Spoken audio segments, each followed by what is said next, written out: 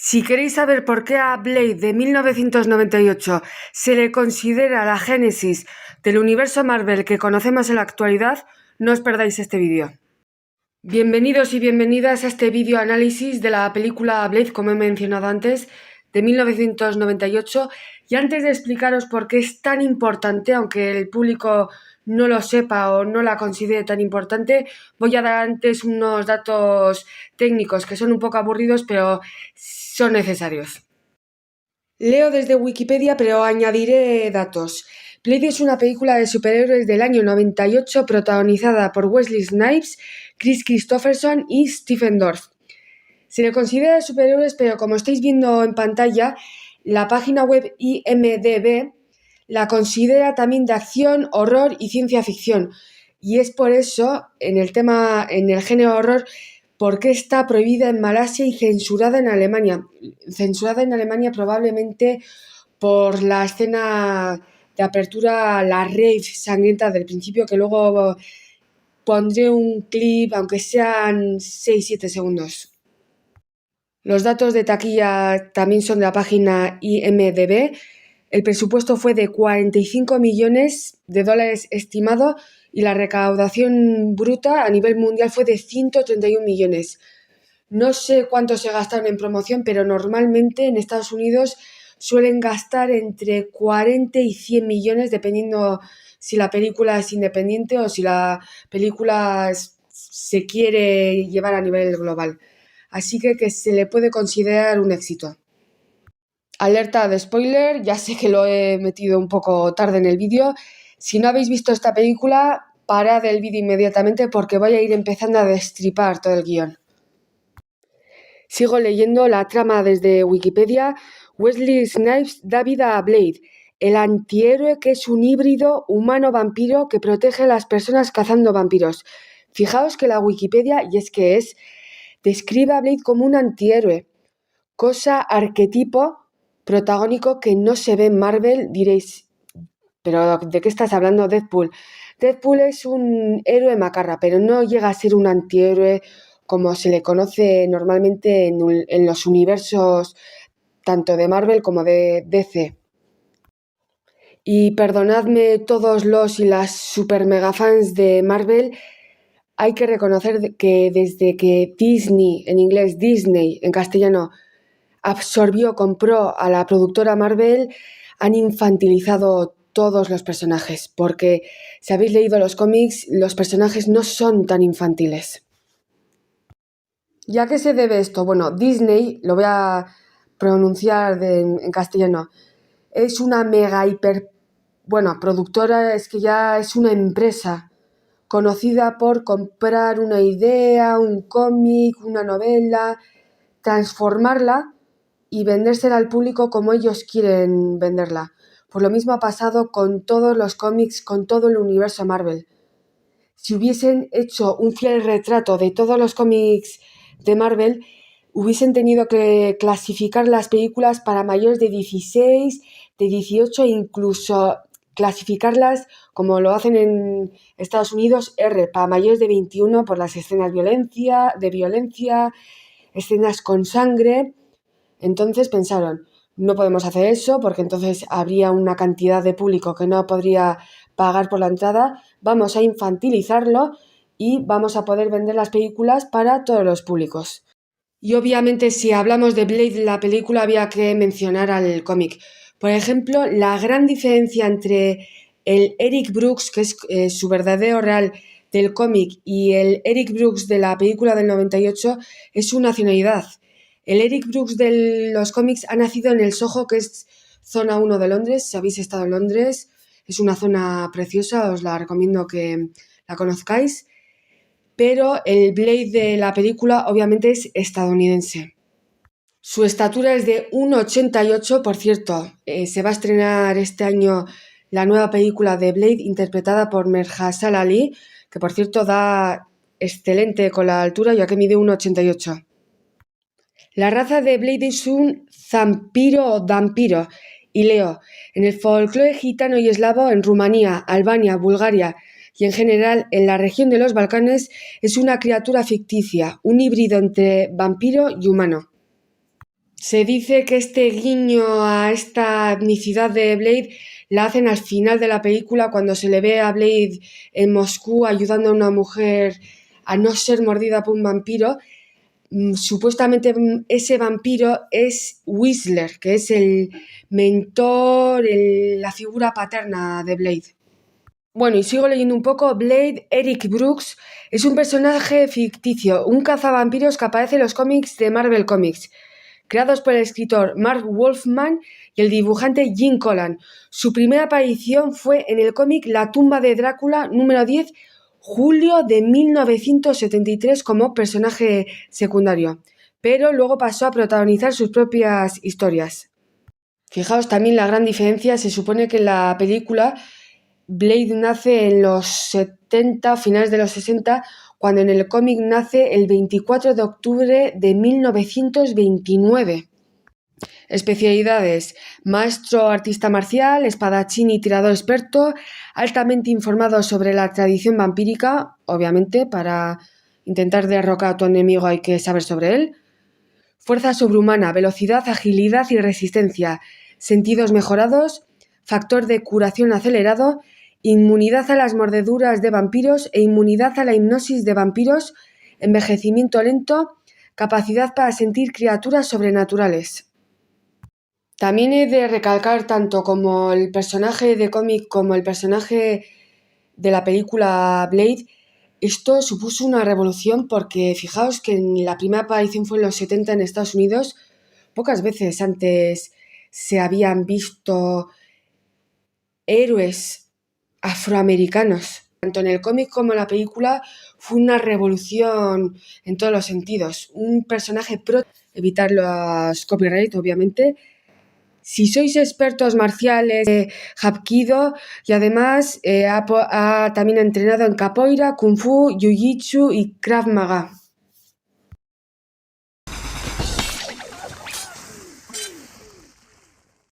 ¿Por qué Blade cinematográficamente tiene tanta importancia? Porque recordemos que es la precursora del universo Marvel que conocemos en la actualidad, que empezó su andadura ya por el 2007. ¿Y por qué tiene tanta importancia? Porque a día de hoy el género de superhéroes es una máquina de hacer dinero. En la actualidad, cualquier actriz o actor tiene que estar afiliado de alguna forma al género de superhéroes, a no ser que se tenga mucho éxito o tengas ya una carrera muy establecida, pero normalmente todo el mundo acaba cayendo bajo el influjo de o Marvel o de DC. Hay algunos actores que incluso han podido tener sus andaduras en ambos universos. Así que para entender la importancia que tiene Blade, cronológicamente voy a explicar un poco cuáles son las predecesoras de Blade para que se pudiese financiar esta película. No voy a hacer un recorrido sobre todas las adaptaciones de cómics, tanto a radio, a la televisión y a la cinematografía, porque si no el vídeo sería de 480 horas, pero sí voy a destacar las películas con mayor presupuesto que se adaptaron de Marvel y de DC. Y obviamente hay que hablar de Superman de 1978, protagonizada por Christopher Reeve, que en paz descanse, aunque bueno, creo que la mayoría de los actores y actrices que aparecen en esta primera película han fallecido tristemente, así que en paz descansen. Y fijaos, tuvo un presupuesto de la época de 55 millones de dólares, lo que equivaldría a 247 millones en 2022. Y se le considera el largometraje de Superman más exitoso hasta la fecha en términos de ingresos de taquilla ajustados a la inflación. Así que esta película además compone una trilogía. Varias generaciones hemos crecido con la trilogía de Superman y marcó un antes y un después en el género y en el cine. Superman 2 se estrenó en 1980, apenas 2 años después de la primera. Fijaos el exitazo que fue Superman. Y luego la tercera y última de esta trilogía, con Christopher Reeve, se estrenó en 1983. Así que fijaos que en apenas 5 años se estrenaba en el cine con gran presupuesto la primera gran trilogía de un superhéroe, en este caso Superman.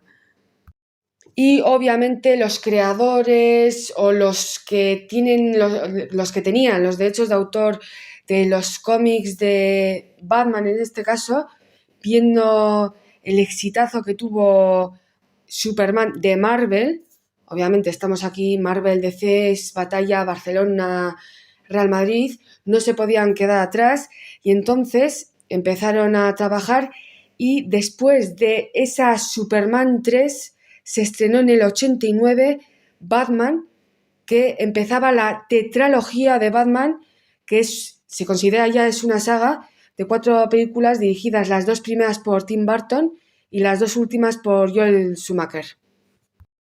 No voy a meterme en cada película, pero vamos, las películas de Tim Burton, Batman y Batman Vuelve, se consideran no obras maestras, pero películas de culto, sobre todo por esa escenografía, ese ambiente gótico, muy característico de Burton.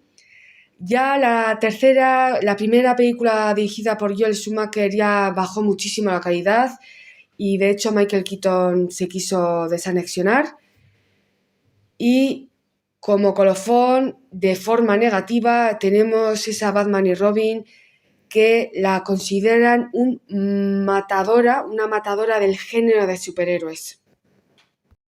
Entonces recapitulemos brevemente. La gente venía de una trilogía de Superman en apenas 5 años, familiar, que marcó un hito en el cine. Varias generaciones hemos crecido con esas películas, familiares. Hubo un lapso de 6 años y se estrenó la joya que es Batman de Tim Burton.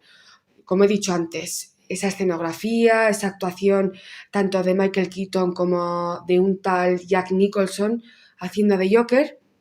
Luego se estrenó unos años más tarde Batman Vuelve, Michael Keaton repitiendo, Michelle Pfeiffer para mí como la mejor Catwoman y Danny DeVito como el Pingüino, que también es una de las mejores actuaciones de un villano. Pero Tim Burton se desanexionó ya de dirigir una tercera parte, pero sí actuó como productor en Batman para siempre, Batman Forever en inglés. Aquí ya Michael Keaton ya no era Batman, era Val Kilmer. Y fijaos que tienen un reparto actoral muy bueno, pero ya no era lo mismo.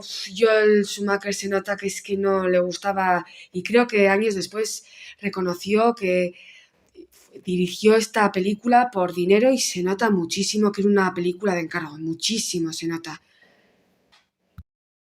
Pero bueno, pensad que la tercera, Batman para siempre, tuvo un éxito moderado porque si no, no se hubiese hecho esta cuarta, Batman y Robin. Es una pena porque tenía muchísimo potencial Batman para siempre, con Enigma, Dos Caras, luego en otros universos de DC se ha demostrado que si se escriben bien los personajes, las interpretaciones pueden ser buenísimas. No lo hicieron mal Tommy Lee Jones y Jim Carrey, que recordemos, Jim Carrey estaba ya teniendo y explotando como estrella y Tommy Lee Jones venía pues de Men in Black, que parecía ya que empezaba ya, aparte del fugitivo, empezaba ya otra vez a disparar su carrera y vino Batman y Robin. Batman y Robin, aquí ya se podía ver que estaba ya completamente en la decadencia la tetralogía, la franquicia, porque se mantuvo el director Joel Schumacher, pero Val Kilmer, no sé si le echaron o renunció, pero contrataron a George Clooney, que estaba ya explotando gracias a la serie de televisión Urgencias.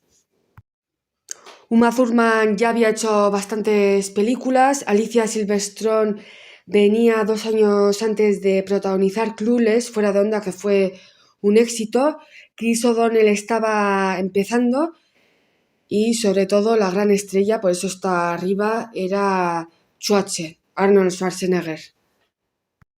Es una lástima porque todos los personajes tenían muchísimo potencial, de hecho todavía a día de hoy no se ha hecho una hiedra venenosa decente en el cine. Tuvo un éxito moderado, pero es considerada por los fanáticos como una de las peores películas de la historia, por los fanáticos y por los críticos. Se quiso hacer una secuela llamada Batman Unchained, o también conocida como Batman Triunfante, me imagino que lo quisieron traducir, pero se canceló todo este universo de Batman y se reinició la saga con Batman Begins de un tal Christopher Nolan y protagonizada también por un poco conocido Christian Bale. No sé si fue una estrategia de marketing por parte de Marvel para vilipendiar a esta última película. Es mala, pero no creo que tanto. Pero sobre todo esta película, de hecho George Clooney lo mencionó años más tarde en una entrega de premios, es el hazmerreír porque se añadieron pezones a los trajes de Batman, Robin y no sé si de Batgirl. No, por si acaso no voy a poner la imagen, no vaya a ser que me lo tire YouTube. Pero sí, añadieron pezones a los trajes de Batman y Robin, lo cual le dio unas connotaciones bastante gays, o al menos en el universo gay, así que no ayudaba mucho a que se la tomara en serio. Mientras toda esta tetralogía iba subiendo y ya luego derrumbándose, se estrenaba en el 92, exactamente el 4 de agosto del 92, Batman, la serie animada que es considerada una de las mejores adaptaciones de Batman a televisión y de forma animada, pero en general se considera que es una de las mejores adaptaciones no solo de Batman, sino de un superhéroe. Os la recomiendo fervientemente, además es una adaptación bastante fiel de los cómics. Como dato curioso, el actor que dobla a Joker en esta saga animada es Mark Hamill. Recordemos Mark Hamill que hizo de Luke Skywalker en la primera trilogía del universo La Guerra de las Galaxias Star Wars. Entonces volvamos a recapitular. Venimos de finales de los 70, principios de los 80, esa trilogía de Superman, exitazo, un antes y un después en el género. Unos años después, en el 89, crea Tim Burton Batman, mega éxito, película convertida de culto. Sigue con Batman Vuelve, también, no como la primera, pero también muy buena. Esa tercera ya, Batman para siempre, dirigida por Joel Schumacher, que empezaba ya a verse las carencias, y ya esa desastre, esa matadora de género, como la llaman, que es Batman y Robin del 97. Pero ¿qué pasaba al mismo tiempo en los 90? Que hubo un resurgimiento de otro género bastante olvidado, que fue el género de vampiros. Entonces las productoras o inversoras tenían mensajes ambivalentes. Tenemos la desgracia que fue Batman y Robin en el 97, pero 2 años atrás había acabado la serie animada de Batman, que había sido un gran éxito tanto de público y crítica, pero a la vez también se estaba viviendo un resurgimiento del género de vampiros. De hecho, os voy a enseñar ahora, en apenas 8 años, qué películas se estrenaron en los 90 de este género. ¿Cuándo empezaba este resurgimiento del género vampiril? Ahí la estáis viendo, la película Buffy la cazavampiros en el 92. Y vemos a Luke Perry, que tristemente falleció hace unos años, en paz descanse. Luego, ese mismo año, en el 92, se estrenaba Sangre Inocente. En el 92 también un tal Francis Ford Coppola estrenaba Drácula de Bram Stoker, protagonizada por Gary Oldman. Por cierto, uno de mis primeros, como dicen los chavales, crushes, amores platónicos. Eso explica por qué me he enamorado de psicópatas. Y con Winona Ryder. Esto va a quedar muy polémico decirlo, pero para mí esta película es la mayor historia de amor jamás contada en el cine.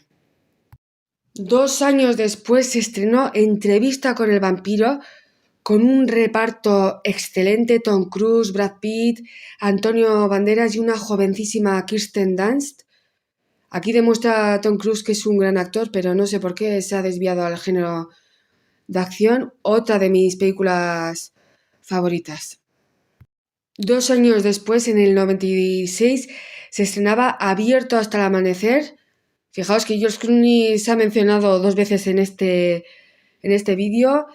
Dirigida no sé si por Robert Rodríguez y o Quentin Tarantino, sí que son ambos productores, y en el guión creo que ambos también. Y protagonizada por también Quentin Tarantino, también una de mis películas favoritas. Un año después, en el 97, El aviador nocturno tiene buena pinta, me la tengo que ver. Me he colado cronológicamente porque en el 95, antes de Abierto hasta el amanecer, se estrenó Vampiro en Brooklyn. Y en el 98 se estrenaba Vampiros de Josh Carpenter, protagonizada por James Woods. Todas estas películas de género vamperil, de vampiros, se estrenaban a lo largo de los años 90, mejores, peores, y justo un año, unos meses antes de estrenarse Blade, se estrenaba esta joya y para mí la mayor heroína que se ha conocido tanto en cine como en la televisión.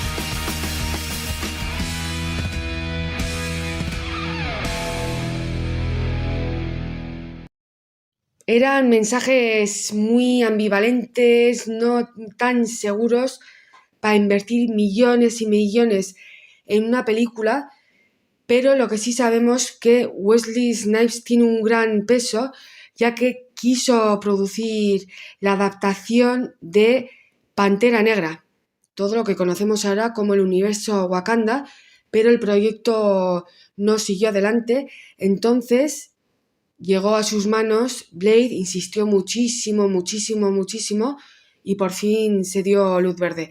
De hecho, es uno de los productores, y a la hora de aportar ideas a los directores y a los productores tuvieron muchísimo en cuenta al gran Snipes, que bueno, es una pena que haya acabado como ha acabado. Para mí es un muy buen actor y un gran actor de acción. Permitidme añadir esta curiosidad porque me ha estallado la cabeza cuando la he leído.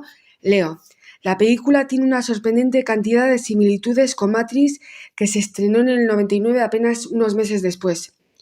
Ambas presentan a un personaje que aprende que la realidad en la que vive es una fachada y, de hecho, está controlada de manera invisible por una fuerza externa. Hay un pequeño grupo clandestino de combatientes que luchan contra los opresores invisibles. El protagonista viste una gabardina larga, esto se ve más en Matrix 2, y la acción se basa en gran medida en las artes marciales.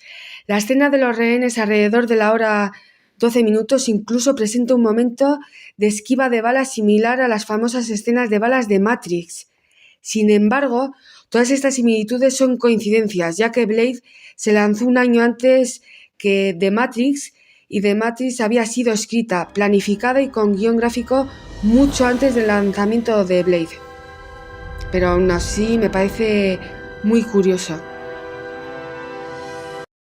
Gracias al éxito moderado de Blade, se estrenó 2 años después y tristemente le eclipsó X-Men, la primera de todo ese universo de X-Men, en el 2000, y en el 2002 se estrenó Spider-Man, con el primer Spider-Man cinematográfico, que es Tobey Maguire. Recordemos que X-Men no se ha añadido a todo este universo Marvel que empieza en el 2007 porque las productoras son distintas. Conclusión: Blade del 98 es un antes y un después en todo el universo cinematográfico de superhéroes, donde había muchas zozobras, no estaba clara la cosa. Fueron muy valientes, invirtieron dinero. Es una muy buena película. Hay gente que le parecerá, bueno, sin más, es una muy buena película. Gracias a eso, como he dicho apenas hace unos segundos, se animaron a hacer X-Men, a invertir mucho dinero, y ya empezó Spider-Man 2, y después de 5 años en el 2007, si no me equivoco, Capitán América, ya se crearon los estudios Marvel y ahí empezó y ahí estalló todo ese mega universo que conocemos a día de hoy.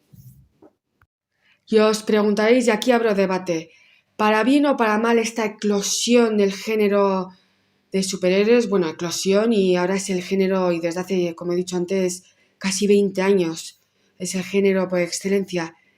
Por una parte mal, porque demuestra que hay una clara falta de espontaneidad y de ideas y de creatividad, pero por otra parte es la consecuencia natural del avance en tecnología. Obviamente en los 80, incluso en los 90 se podían hacer películas como por ejemplo Infinity War y Endgame de toda esta saga. Es que era imposible.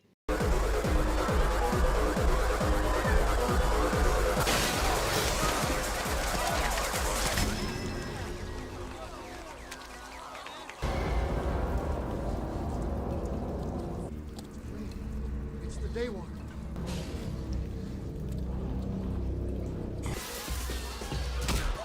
Muchísimas gracias por ver. No olvidéis darle like, compartir y sobre todo opinar, porque es lo que básicamente me interesa y también ayuda al canal. Muchísimas gracias. Cuidaos.